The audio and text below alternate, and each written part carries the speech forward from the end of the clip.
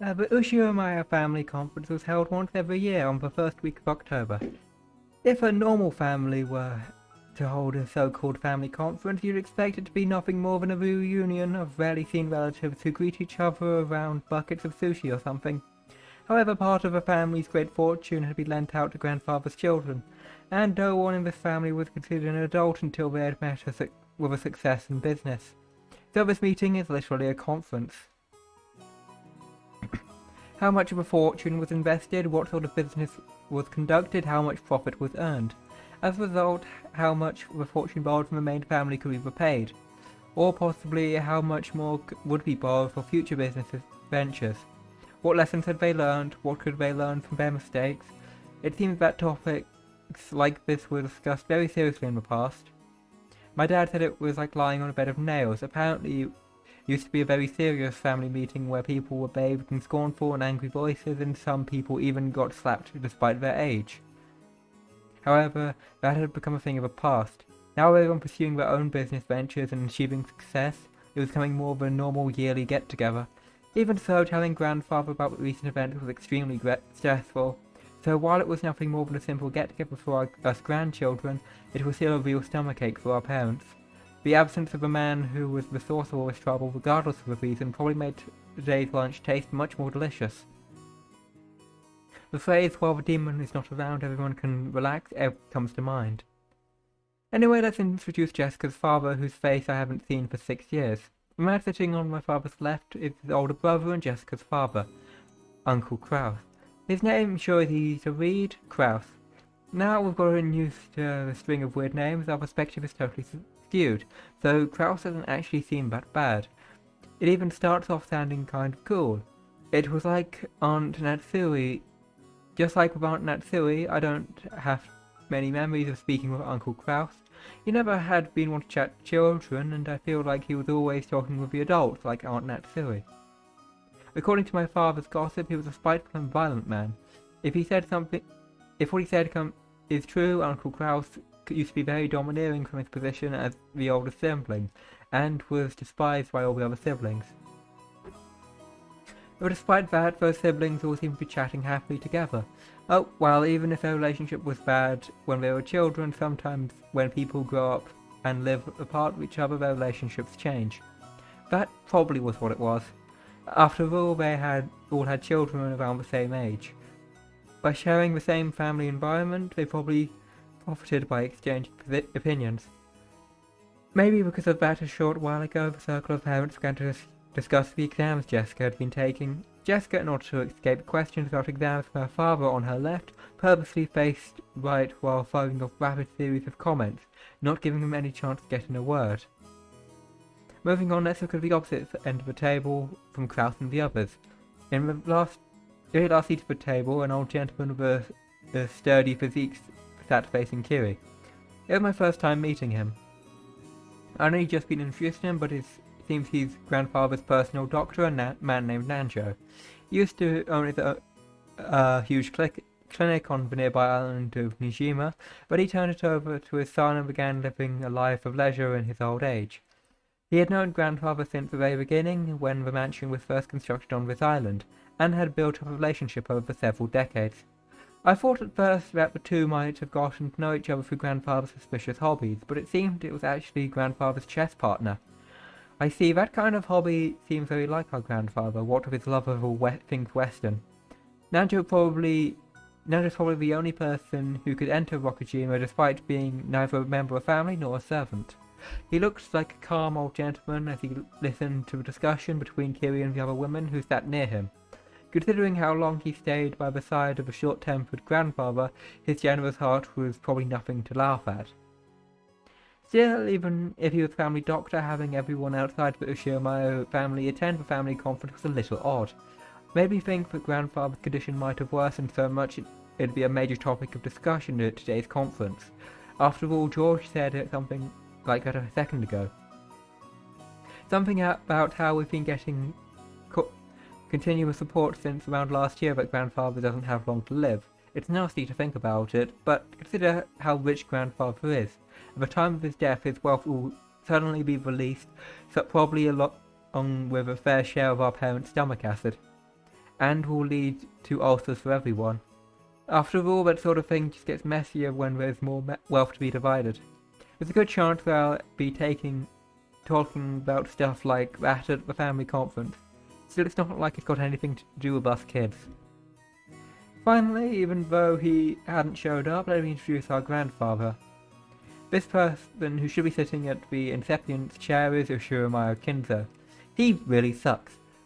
Everyone else in the family has these weird names, but he's gotten a perfectly normal one himself. If only his name was Kinzo, but he let us call him Goldsmith or something. I'd totally freak out. As you can probably guess now, he's a frightening person with extremely short temper. I'm one of his grandchildren, not a son, and I haven't seen him since elementary school. Thanks to that, I have no memory of being beaten myself, but our parents were apparently raised with an iron fist. That earlier conversation between my dad and Uncle Kraus about who should go convince grandfather to come down seems pretty darn funny once you know their background.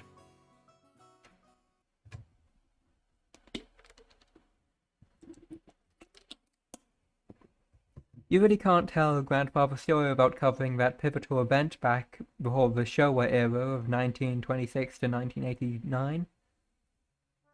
Until the Meiji and Taisho eras, the Ushiyama family was great and prosperous. They owned several spinning mills, making them rich enough to double over laughing every day as the money kept rolling in. Incidentally, grandfather was a member of a branch of the family that had pretty much nothing to do with the main family. Not only was he way down on the list of people who could inherit the headship, but he hardly had any contact with the glamorous main family. However, during the Great Kanto earthquake of the year Taisho 12, 1923, the mansion owned by the Ushiyama family in Odawara was flattened. The spinning mills in Tokyo were all burned down in a huge fire, and the Ushiyama family lost most of its wealth and family members in an instant. So, once they started trying to figure out who the successor of the Ushiyama family should be, they apparently found no one remaining except Kinzo and his branch family. In Kinzo's later reminiscences, as he referred to this good fortune so great that it overturned fate. With that, grandfather's boring life did a 180. He was entrusted with reviving the dying Ushiyama family, which had nearly lost all of its wealth. However, just because he had been entrusted with this task didn't mean he could accomplish it. Apparently, those around him weren't entirely expecting much. However, this was when grandfather began displaying his extraordinary talent and good luck. Grandfather used all the family's remaining wealth, as well as everything from the hair on his head to his toenails, as collateral in order to borrow a massive amount of money. Once he built a gigantic war chest, he immediately invested in businesses. It was like someone tumbling downhill on a bike without any brakes, and then jumping onto a neighbouring bike and then another one. It was some crazy street performance. I bet everyone thought grandfather had no business ability whatsoever. However, after several miracles in terms of good luck, with coincidences piling up at every chance taken care of, he was suddenly in control of the powerful connections with the occupying forces. At that time, MacArthur and the GHQ were the ultimate authority in Japan. Grandfather, in a twinkle of an eye, began succeeding in business under the protection of the occupying forces, quickly becoming very rich. At this point, it's probably safe to say that information, not luck, saved the day. He must have made some seriously deep connections with the occupying forces. Grandfather knew beforehand about emergency demands that would be made for the Korean War. No, it was more than that. He must have predicted those emergency demands from the very beginning when he started investing his money. The history books make it sound like all of Japan made a large profit off the emergency demands during the Korean War, but it wasn't actually true. Only a very limited number of super rich played the money game and made an easy profit. Most of the citizens remained poor. In other words, grandfather was a member of this extremely lucky group of winners. I'm pretty sure that all this happened during the year Showa 25, or 1950 or so. The Great Kanto earthquake happened in Taisho 13, 1924, so that means grandfather was able to revive the near-dead Umineko family in only 20 years to a level higher than it's ever been before. With that, you might expect he'd revive the main family in Odawara, but for some reason, he went and did something crazy as buying an entire small island in the Izo archipelago. Buying an entire island is not something you can ordinarily do today, but the grandfather was clever. He contracted with GHQ and applied for an establishment of marine resource base. He acquired the island as a business property, then tossed that project aside and claimed it as his plot of land. After the war, there was a prevention measures against food shortages, and having the sponsorship of the GHQ meant nobody could oppose them. From what I'd heard, the Tokyo metropolis of this day offered this land to him practically for free. Later, Tokyo made difficulties by telling Kinzo to return the land, but the pushy GHQ intervened. Anyway, it seemed under the table bribes did their work well. In the end, the city gave up in frustration. Grandfather, with considerable skill and good luck, managed to weather the stormy seas in that period, obtaining vast fortunes of his own island. Of course, it probably wasn't all luck. He was obsessed with all things Western, which helped him cultivate his English skills. He was able to use his advantage to sink his teeth into the GHQ. A mansion was built on the island soon after. This mansion, in fact, Grandfather was in love with Western style and made this once uninhabited island a canvas upon which he realized his dreams to his heart's content. He now had a Western mansion of his dreams, overflowing with emotion and atmosphere, and a beautiful garden featuring all sorts of roses. And he had a private beach where nobody other than himself would be permitted to leave a footprint. This would be a dream come true for any boy. After that, he made good use of his huge fortune, becoming a large stockholder in an extremely stable island of steel industry, which was able to live an easy and comfortable life just using the dividends. Well, he's just that incredible. This kind of person usually has the ability to foresee and predict the future, or at least that's how they portrayed after the fact, but Grandfather denied all that, repeatedly saying that he was blessed with extraordinary luck. Anyway, even a lord like that can't help but go increasingly eccentric when locked up alone on this island, where all his dreams are made real. Even anyone knows that he had an obsession with a Western obsession from the start. But none of our parents really know when his bizarre black magic hobby began. Did his love of black magic begin way back when he became fascinated with everything Western, or did this miraculous stretch of good luck while reviving his family cause him to feel a mysterious power within himself? At some point, Grandfather began to make the research of black magic his life's work. He filled his study with suspicious books, chemicals, and magic items as he became increasingly bizarre. From what I have heard, those around him warmly watched over him, figuring that someone who had achieved success in life had the right to do as he pleased, but there's no way that's true. They're probably just creeped out thinking that's disgusting, I don't want to get involved. Anyway, that agitated period was in an age of big gambles with both opportunities and risks. Let's say Grandfather was born in this time period. He would have no opportunities and probably have advanced like a chess piece from mandatory education to college at a leisurely pace, never becoming more than an average salesman. If that happened, he'd probably have sat somewhere happily taking a talking behind his boss's back. No, not in a fancy dining hall like this, or on a table in some bar. Then again, I'll bet this family conference would be a whole lot more relaxing if that were the case.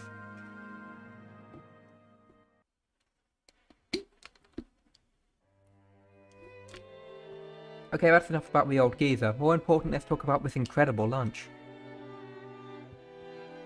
I'm already convinced that sashimi salad appetizer. Yoda sounds an incredible chef. Plus, these fish were caught in the adjacent seas, weren't they? They're totally different from the sashimi you get at the supermarket. Hey, quit it, Battler. Your upbringing will be exposed. Everyone let out a big laugh. Damn it, you say that even though you love those cheap pubs. I've eaten at many unusual places because of work, but this stands right up with the best of them. I'm willing to bet Goda even used to be pretty well known in those circles. Well, I don't know the details, but stuff got complicated at the long-standing hotel I used to work at. What with them opening a new establishment with the same name and breaking into factions or whatever it was. In the middle of all of that, he apparently was forced to retire. At that time, Mum just happened to be sending out job offers to servants. Goda removed the empty plates and began to recount his own bumpy past without losing his smile. The world is a difficult place, however, thanks to the madame, I was given a chance to display my skills as chef once again, this time for the Ushiromaha family. Although I enjoy experiencing the smiles of a large number of people, I also find it quite entertaining to perform more delicate works that can please a limited number of those who have employed me, all thanks to the opportunity provided me by the madame. Goda respectfully bowed his head towards Aunt Natsui. That's because you were the most talented of the applicants. The decision was purely objective, not based on personal feelings, so there's no need to thank me. Dang, why does Aunt Natsui always have to sound so indifferent? If only she spoke with a bit more kindness, she might leave a different impression. Shannon and Kumasawa entered from the hallway with a serving cart. Please excuse us. Now then, let's move on to today's dessert. Goda and the others laid a beautifully adorned dessert out on the front table in front of us. So it's true when you say if you have enough stomach for dessert. Though I thought I'd already filled upon delicious food, but as soon as I laid eyes on dessert, my stomach started yelling more. I don't know much about desserts, but it looked pretty good. A white pudding of substance was garnished with 2 shades of red sauce, and elegant rose petals adorned the dish. Normally during a high-class meal like this, you're supposed to wait for the chef to extol the virtues of this particular meal before eating. However, Maria was completely indifferent to strict rules like that, so she got excited by this beautiful and delicious-looking dessert, jumping into the fray as soon as it was placed before her. Aunt Rose scolded her, calling it bad manners, but George responded, saying, No, it's okay. Ooh, this part's sour. Battler, this one's no good. Ooh. We exclaimed as she sampled the 2 coloured sauces. Well, some are good and some are bad. Okay, I'll give it a go. Apparently one sauce was sweet and the other was sour. Despite it being bad mangoes, I also stuck my little finger and licked it. Well, one of the sauces was sour enough to make you pucker up. If it were yellow, I suspected lemon, but I couldn't guess what kind of sourness would be red. I decided to ask Shannon, who was putting away the serving cart behind us. Shannon, what kind of sauce is this sour stuff?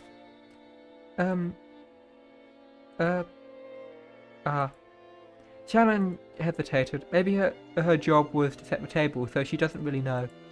Even still, considering that she was pretty stressed, maybe I shouldn't have asked. Or did they use some ingredients for the better not knowing about?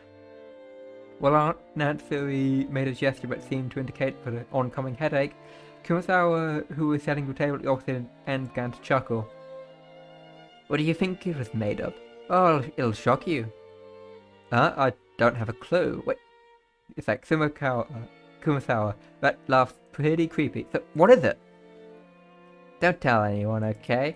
Listen very carefully. Kumasawa leaned across the table from the other side of the table. I leaned forward myself when she asked. Their interest caught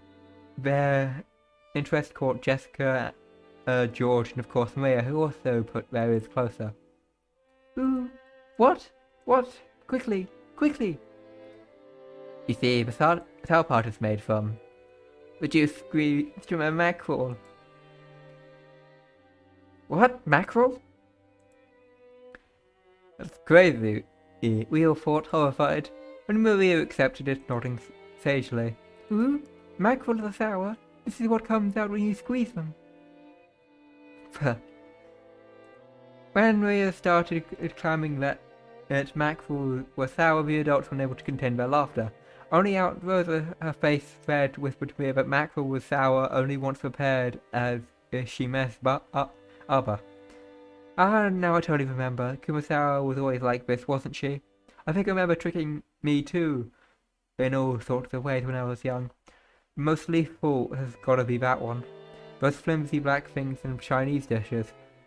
They're kikurage mushrooms. You told me they were penguin meat, and I went around school like a smart ass telling everyone, didn't I? Kumasawa, you haven't changed. You know, Maria's gonna believe it now, right? No, it's just a joke. Now Goda is gonna tell us what the sauce is really made of, won't he? Goda looked a little put off about his masterpiece being laughed at with such a brazen, bizarre reason, but after clearing his throat he introduced the dessert to us. Well then, allow me to introduce our dessert. After seeing how much you enjoyed the rose garden today, I finished this panna cotta in a rose garden style. The petals scattered across were selected just now from the very rose garden. The sauce is a combination of two reds, strawberry and rose hips. Please enjoy this mixture of strawberry sweetness and the rose hip sourness.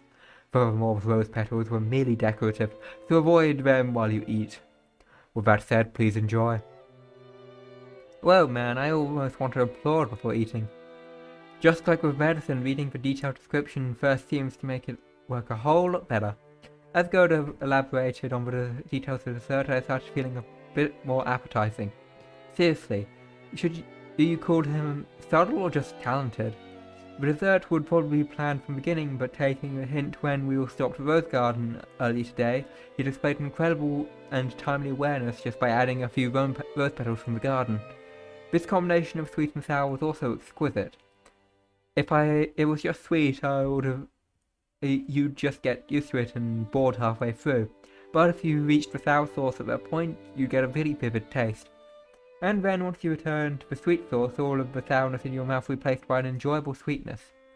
I'm sure everyone felt the same way. Every time Goda passed one of our seats, everyone praised the taste in his presentation. How was it, madame? Splendid, as always. It's worthy of entertaining our guests. I'm most grateful for your words. Madame, did you know? I have heard that a rose hip is the ability to cure headaches. I thought you in particular would appreciate it, so I had it specially prepared. Is that so? Thank you. See, didn't I tell you, Natsui? Rose hips are great for headaches. It seems. I do hope it actually helps. Ah, Godo, I love you. Every time. Hey, later on, why don't you tell me how they're treating you? Or if you can't, tell me what sort of salary you'd like. Having your talent confined to this small land is sacrilege to humanity's cooking culture. What do you think about working your craft for my company, delighting our customers? Ah, Hideyoshi, you're trying to steal away our Goda. Now that won't do at all. We better start treating Goda better or he'll be snatched up. Yes, you probably should. If you don't, someone's gonna grab him and you'll be stuck with 3 meals of the Kurosawa-style mackerel cooking a day, won't you? Oh, that's harsh. It seems everyone's holding a grudge against me. Everyone let out a huge laugh. According to Jessica, Kumasawa's mackerel jokes were a running gag that our parents had long since gotten used to. Kumasawa often claimed that mackerels had precious nutritional value, which could slow aging, making people smarter and more. Supposedly, while it couldn't stop the outward side of aging, it helped prevent aging on the inside. Since she was also still spirited enough to tell these kind of jokes at her age, there must be something to that theory. Oh, in that case you'll excuse me. Prepare yourself for tonight's dinner. I'll be cooking plenty of mackerel dishes for you all, so you better look forward to it.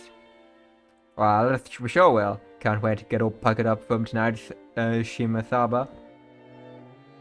It sounds wonderful. I wonder if they'll be serving any good Japanese sake. Oh, it certainly will. Haven't you heard of Rukenshiba's famous mackerel shoshu? Kumasawa, along with Shannon, bowed and pushed the serving cart away. It was pretty funny to watch Goda, who looked like his show had been totally stolen, and explain in a serious voice that he would be having carved steak for dinner. Kumasawa, thanks for doing that back then. As she pushed the serving cart, Shannon bowed her head very deeply. Oh, I haven't done anything that requires thanks. Kumasawa may have played dumb, but she obviously understood and saved Shannon in the nick of time. Back when Battler had asked for dessert, Shannon had unfortunately hesitated. This may have been several ways to dodge the question, but all of them would have required some quick wits. Shannon, who hesitated when hard-pressed with a response, was always suffering because of this small weakness. If only Shannon had a little of the craftiness needed to cleverly shake off a mistake like Goda, her life would have been a bit easier. The fact that she could perform other tasks flawlessly made this weakness even more unfortunate. However, there were some who understood Shannon's honest nature, and ability to gloss over a mistake would draw attention away from it. That's why Kumasawa had smoothly came into her rescue. I just heard from Genji that there will be a change in the afternoon shift. I believe you were given a break until this evening. Oh, I'm jealous. Huh? Of course, I haven't checked the shift chart yet. Ah, yes. I was thinking I might start cooking some mackerel in the oven. If you don't mind, I'll be happy if you could help out a bit before your break. Ah, yes. I'd be delighted to help. To Shannon, Kumasawa was like a mother among the servants.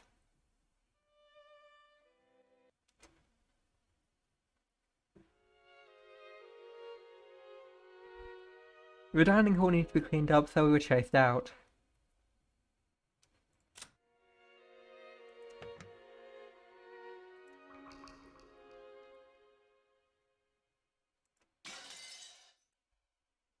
Instead, tea was being served from the parlour. Apparently they prepared the black tea that Aunt Rosa had bought for Aunt Natsui. Maria said she also wanted some black tea, but the old bastard said she couldn't and told us children to go play outside. Butler, why don't we all go for a walk outside? Oh, go ahead. Take a look at the roses or something. But keep a close eye on the weather. The sky's still clear, but the weather reports kept on talking about rain. Ooh, want to go to the beach? The beach! Oh, that sounds wonderful. Playing on a sandy beach isn't something you have to do often, is it? Ah, good point. Okay, let's all go to the beach then. Ooh, let's go, let's go. Maria, be careful not to get your clothes wet, or your shoes. Ooh, won't get wet. That obedience is so cute. Rattler, make sure you keep an eye out for Maria, okay? Sure, leave it to me. You're pretty obedient and cute yourself, listening to Kiri like that. Why don't you all listen to me obediently for a change? Ha. Hell no. Let's go, everyone, come on. Children flew out the parlour. They were replaced by Genji, who was pushing a serving cart and prepared some tea. The parlour was filled with a sublime odour, which delighted everyone while they waited to sit there first. Ha. Rudolph's talent certainly seems close. It's a wonderful thing. Great, win a match for your family, Anarchy. That's true. You're raised Jessica to be so adorable. I imagine that yet another fruit of your talent and education training, Natsui. Thank you. Natsui answered coldly. The conversation broke off, and the parlour fell silent. Maybe Hideyoshi couldn't bear the silence because he broke it with an exaggerated gesture. Still, they should have grew fast. I thought they'd be kids forever, but it started getting huge all of a sudden, and then they're adults like us. Bradley looks like an almost completely different person now. His body's grown so much, but he's still just a kid. Though you could say the same about my husband. I wonder if there's a border between child and adult is. I still don't feel as though I've grown up. That's not pitiful. That's not something the mother of a child should say. That's right. We're not children anymore. We're adults now. So I wish we could talk something on a more intellectual level rather than an emotional one. Vivida smiled with a sharp sarcasm. Everyone seemed to get tense. It felt as though the pleasant tea when we tossed out of the window.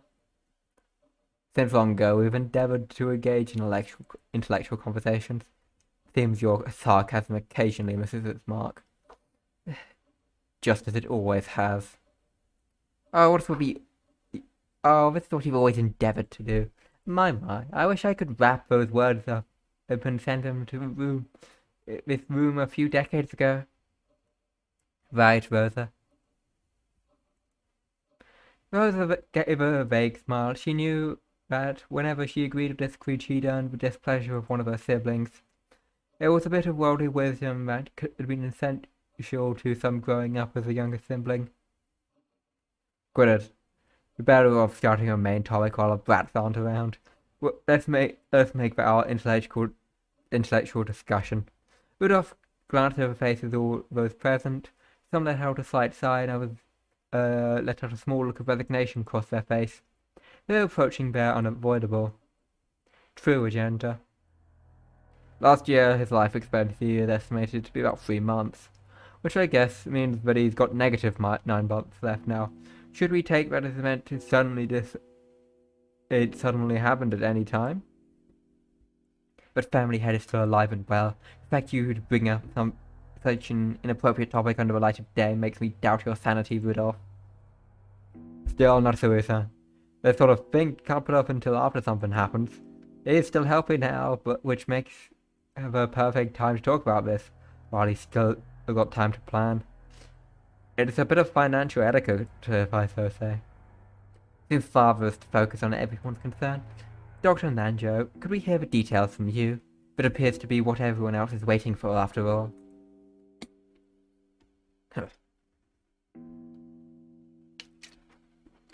Dr. Nanjo, who had been standing by the window and staring out of it of the road garden, let out a single cough as he realized that he was being called. Dr. Nanjo, how's father's condition?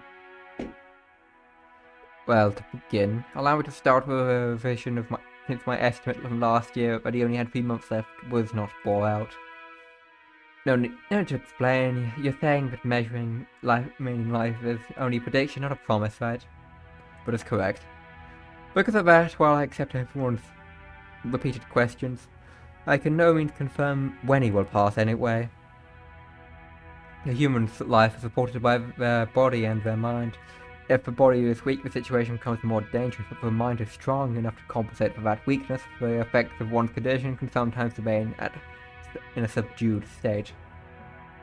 So you're saying that his body is weak, his mind is still firm and spirited. Okay, sorry, but please stay quiet for a bit. I'm sorry. That's correct. Kenzo's body is being overwhelmed by the demons of ill health. This will hold especially true as long as he continues to partake in such alcohol. So he's in a crisis because he drinks, and maybe he's lived this long because he drinks. There's Dad for you, the heavy drinker. Well then, Doctor, I know you can't give anything more than a prediction, but what do you think about Father's chances of living until next year? That's quite a rude question if you to ask about the family head. Natsui jumped on Eva, not even bothering to hide her astonished expression. Eva stared back daringly, but Hideyoshi realized what was going on and tried to smooth things over with a forced smile. Natsui, forgive her. Eva, choose your words a bit more carefully, okay? I'm sorry.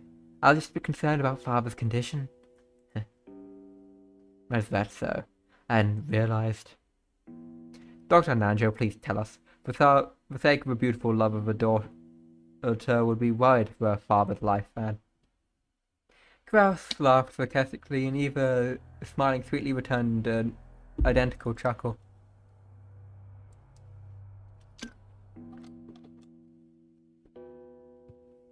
You ask whether he'll still be healthy next year, but as a doctor it's very hard to say, because while I do think this lull in his condition will continue for a while, if he thought for some kind of fit, there's nothing we can do. After all, Rockingham is a solitary island. There's nothing though none of an ambulance could arrive quickly in a jump to save him. Normally I would want to have him placed in a large hospital on the mainland, but Father stated he doesn't want his noble research interrupted. It seems he holds a grudge over the way we tried to force him out last year. Apparently he suspects that he'll be shut away in some hospital if we go outside. And that's how things are now. Has Dr. Nanjo been examining him? Father trusts Dr. Nanjo. It seems he can examine him when in one of his better moods. I can't examine his condition, but I try to recommend medicine or hospitalization. He refuses to listen. I really only be able to look. It's true some people hate doctors. Still, what a hassle. Nanjo sighed deeply. The purpose of an examination is to determine what medical treatment would be appropriate. Receiving an examination and then not following the advice given makes the whole thing pointless. So to sum it up, he's still expected to live for 3 months. There's no way to guess how long you continue to live whilst on the verge of death. Feuds, couldn't you be a little more discreet in your words? Ah, sorry. I've always talked this way. Give me a break. I understand how Dr. Nanja sees it. What will you, Kraus? To be perfectly honest, I have to disagree with Dr. Nanja. I find it truly difficult to think a father with a person so sick he only has 3 months to live. His yell is as healthy as ever, and I still get chills as though his fists are raining down on me.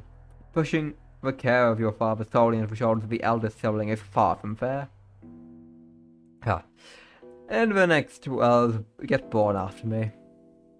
Okay, let's get back on track. Though the opinion of our impartial and neutral doctor, it wouldn't be odd for him to go at any time. No thanks to you, but I'd rather trust the opinion of an expert in the field, which means he's definitely not too early to start talking about Dad's assets. Father's version all fund probably reach as high as 10 billion yen, right? But it's not as though that's all neatly gathered in as ready cash.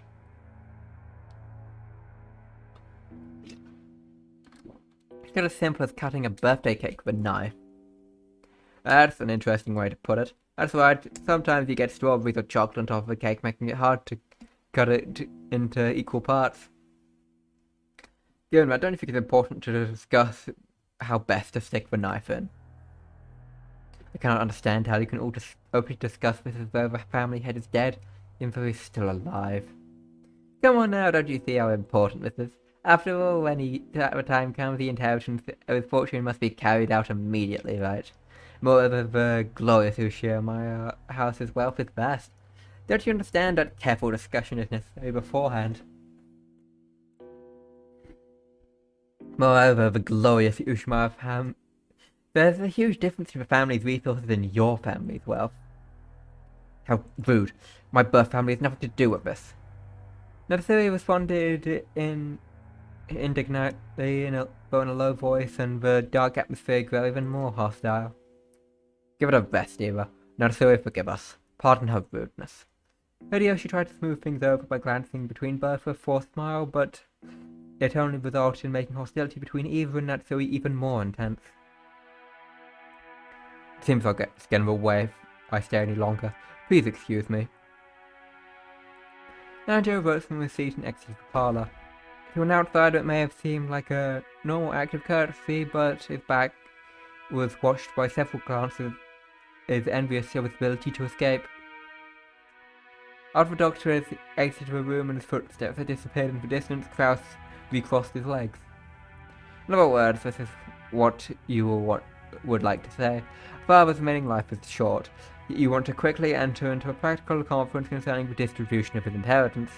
Why are you so eager, I wonder? Certainly, as you say, estimating and distributing the Ushio wealth is no simple task. In that case, shouldn't we make careful and deliberate calculations?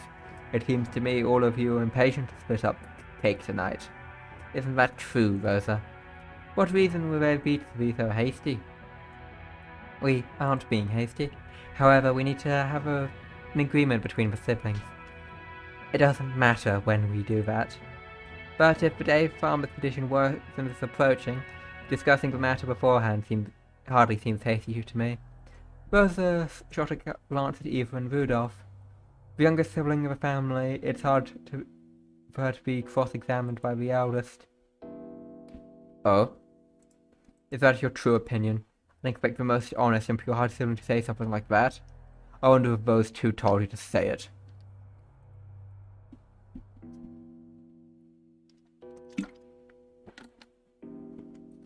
Quit it, Annie. Brother's one of Dad's kids, too. He's got as much right of his inheritance as the rest of us. It's only natural should be interested.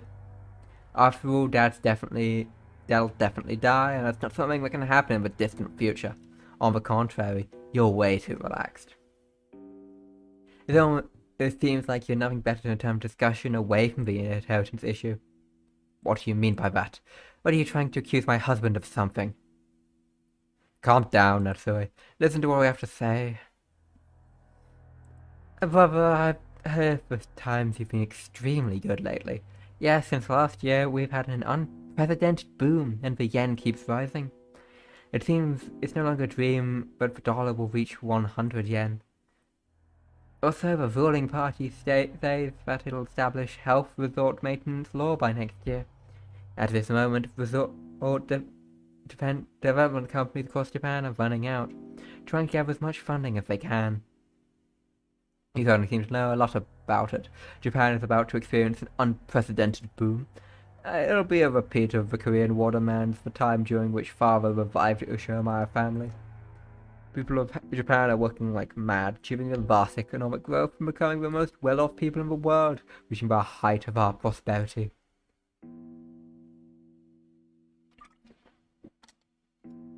We've reached an era where private spending is vast, which means easy money for institutions that can capitalize on the fact. The three kinds of electrical appliances that no longer represent the people's needs. People need ski resorts, golf courses, public pools, resort hotels and theme parks. Have you gone to Disneyland, which was opened a few years ago? What an excellent theme park. The place where even an adult could be a kid and have fun with his family.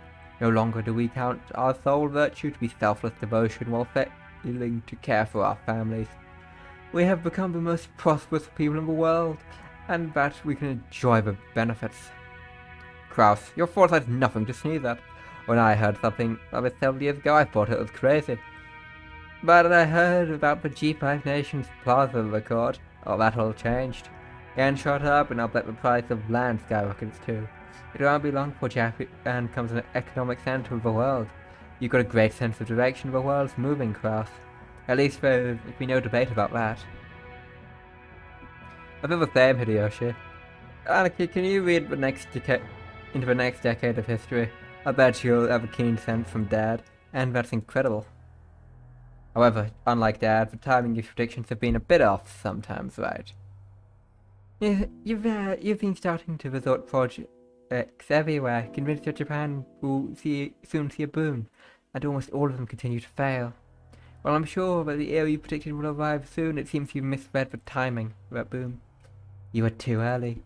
You panicked and tried to sell everything off, which only opened the wound even further. If your nose was really so reliable, then there should be no reason for you to sell off your property. This is proof for your mistrust of your own ability. How rude.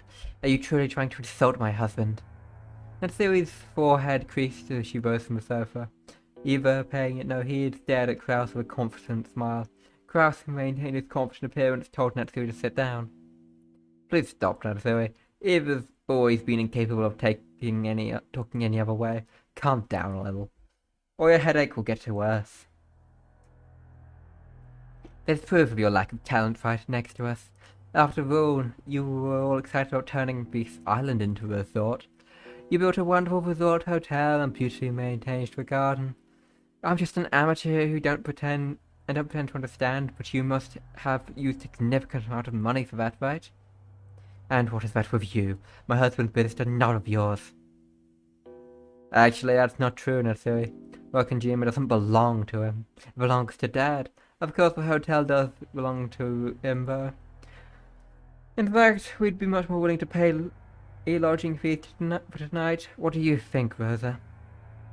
Well, I think it'll be on hand to suffice. If I can make it into a resort for Lion's financial worth will rise, it'll be true that expenses piled up, but we can expect a large harvest in the future. When it's happened, all of you stand to profit as well, do you not? I understand that. The value of the land rises, it'll increase our portions when we distribute the inheritance. Of course, I won't ask you to divide the island of a mansion into 4 equal parts. Just resolve the matter with money equal to the value of the property. If you understand that much, what about my business makes you so dissatisfied?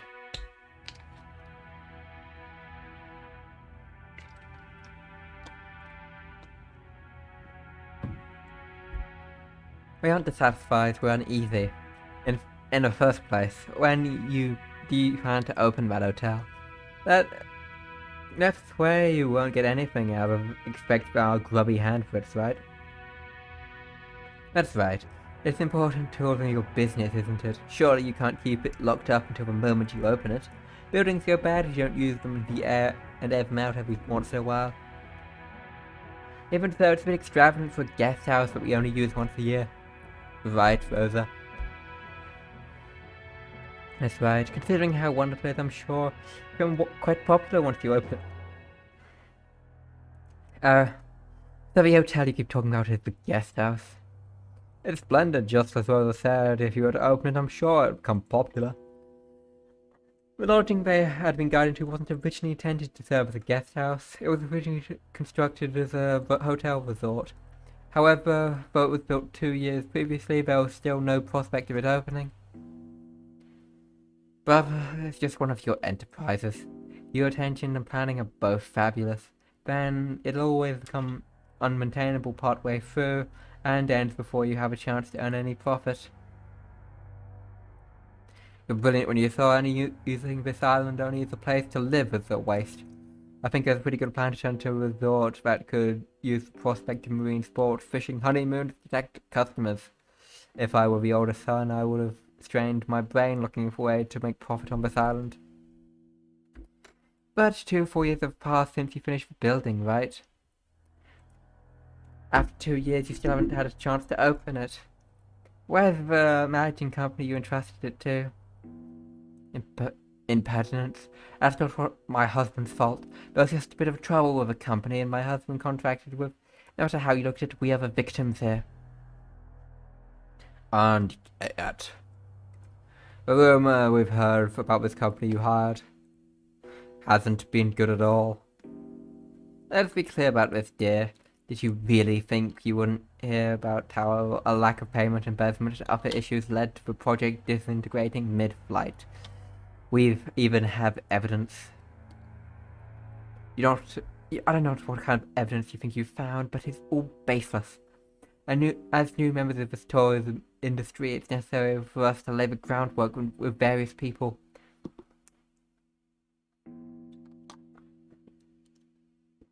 It's also important to investigate the trustworthiness of our partners. It's merely taken us some time to meet that goal. I'll admit that my rashness for hotel was completed too early.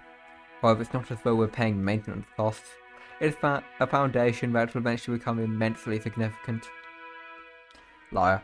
I bet you want to liquidate it, but can't. After all, there's no reason for anyone to buy such an extravagant hotel on an isolated, empty island without any established sightseeing routes. And anyway, there's all about the loans you made for this project. Even you aren't incurring maintenance costs, you borrowed money that you can't return, it just keeps growing. Sorry, Kraus. But the investment and development plan for this island is a bit. To be honest, I haven't heard anything good either.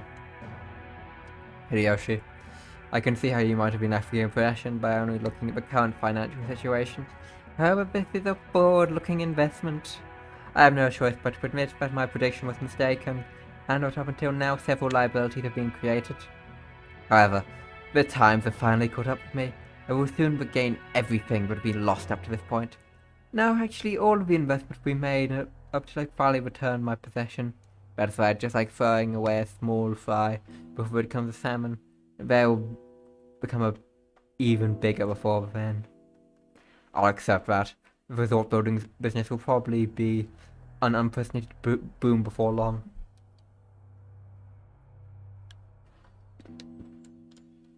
We don't know how if we'll be able to cover all your debt. However, Kraus, after all your favors in the past, who do you expect to provide you with funding? And this isn't some small amount we're talking about. You need enough funding to fill the massive hole you've dug. What are you trying to say, Hideyoshi? Oh, not so, please don't get angry. We looked into this too. We checked to see what we might have provided Kraus with enough financial support for his recent large-scale project despite his string of failures. And we discovered there's no backer exists. The iron rule of the money roulette is that you bet against the loser. Brother, you're a fairly well-known loser in this field. It's true that prosperous times are about to come, but when we looked at the people who considered that enough to overlook your string of failures, and had enough for his investment. We found no such candidates. So, the big question now is where you got that money from. Huh, now isn't this intriguing? And? Dear, how long do you plan to let this ridiculous remark stand? Sit down, Natsui. Let's cut to the point. Anarchy, you've been diverting Dan's private funds to your own business. There's pretty much no room for doubt. If you think we've made some kind of mistake, please feel free to explain. Rudolph, don't call it diverting funds. This is embezzlement, plain and simple, a huge crime that can be criminally prosecuted. This sort of brutus cannot be tolerated. How can you face the success for Ushimaro head family at the level of these absurd accusations? They aren't absurd, they're right on the mark. I'm sure he'd like to somehow make his business success and recover his losses, but his debt keeps getting bigger. He's just trying to cover up the failure of one gamble by making an even bigger one. It's only natural he tried to grab any source of funding close at hand. Let me be frank, what you're doing is embezzlement. You're betraying father. You know we'll have the court settle this after it's all over, right? Do you think that kind of person has any right to call themselves the successor Ushimaro head family? Of all the time, how dare you claim he's betrayed the family head? You no longer have a right to straddle the threshold of the glorious Ushimaro family. Leave this place at once. Now, get out. Natsui, who had already reached the limits of her anger, shouted at Eva in rage. She then pointed determinedly at Eva the whole way, demanding that she leave. Eva took out a folding fan and found herself with it, glaring maliciously at Natsui as though silently daring her to repeat what she said. Moreover, her mouth was still smiling, carved in the shape of a crescent moon. It was unpleasant silence. Both gulped. Hey, Natsui. To whom do you think you are speaking in such a tone? I'm speaking to the exceedingly rude sister of my husband. As the person in charge of the main family's kitchen, I cannot look any more of this. In charge of the kitchen?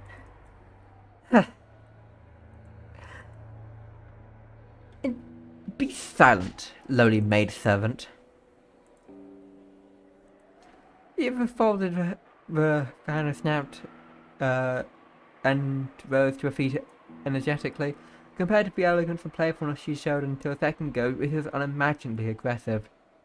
How foolish you stand down before either of the Ushimaro family. You told me to stand down, me, Ushimaro Eva, the third rank of the Ushimaro family hierarchy, and the one allowed to sit at the left shoulder of the head. Know your place. You look at your shabby self in the left in the mirror. Where's the symbol of the wing in your clothes? Where are you permitted to wear the winged eagle? Aren't you nothing more than a borrowed worm to the house of the next successor of the Ushimaro family? Understand your place, you common housemaid. Eva twisted hideously as the words gouged into Natsui's heart like talons, retching at it. There were hundreds of ways Natsui could respond. However, her anger and sorrow crushed her throat. None of the words managed to make it to her mouth. Her anger had nowhere to go, and a single hot tear but slowly dripped down. What's wrong? If you have something to say, please say so. Come on. Eva faced with such a provocative gaze. However, Natsui could do nothing but tremble. Her clenched fist quivered. Crow suddenly broke the powdered keg tension.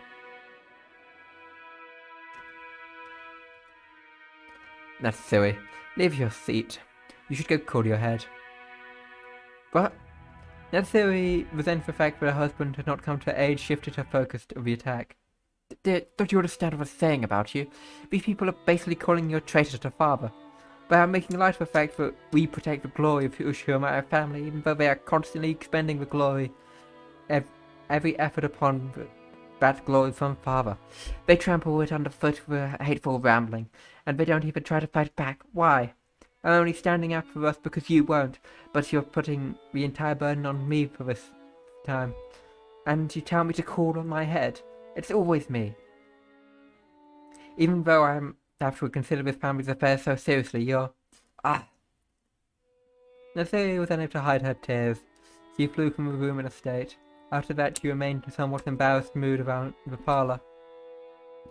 When the sound of footprints grew the distance and silence returned, Kraus shrugged his shoulders slightly. I apologize for my wife. She's always been bad at controlling her emotions. It's even been rough for me. If that's what's been managing your household, you must suffer to no end, brother.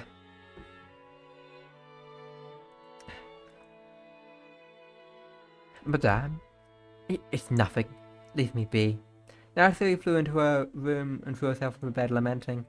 Those heart-wrenching sobs reached Kurosawa in the hallway. Poor Madame.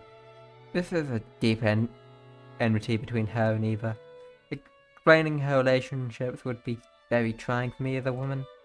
Sure, my family holds blood in high regard, but if a woman marries and leaves the family, they are normally removed from the family register. Thus, under normal circumstances, Eva should have been removed when she married Hideyoshi. However, there's no one deserving of blame in this matter. Madame certainly blames no guilt. There's nothing to do but call it the whim of a god. Kraus and Natsuri were not blessed with children for some time. After all this, the male-dominated Ushima family, a wife was merely a tool to create an heir. As such, if a wife cannot fulfill her duty, she will not even be treated as a human. It pains me to remember how the master tortured Madame during the time. Back then, a wedding between Eva and Hideyoshi was being discussed. Eva was sly. Taking advantage of Madame's inability to become pregnant, she gained the favour of the master. She inspired him to allow her to marry and give birth to a successor herself, making sure to avoid transferring her name out of the Ushimaya register. There's a vast distance between the Ushimaya family hierarchy between Madame, who married into the Ushimaya family and was treated like an outsider, and Eva, who was related to the family by blood, whose husband took on the Ushimaya name. Furthermore, Eva actually gave birth first to a boy. As for how much weaker Madame's position was than Eva's family, well, I believe you can see it for yourself. I'm sure Madame was tortured because of that.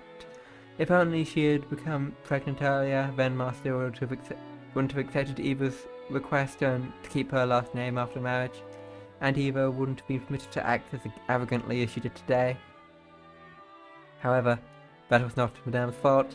All the blame is for God's whim, the stalks that delivered Jessica late. Even so, Madame can allow herself to see things that way. She probably can't help but cry bitter tears as a woman, after her inability to carry out her duties expected of as a wife. Ah, how sad. I cannot do anything but watch her from the shadows.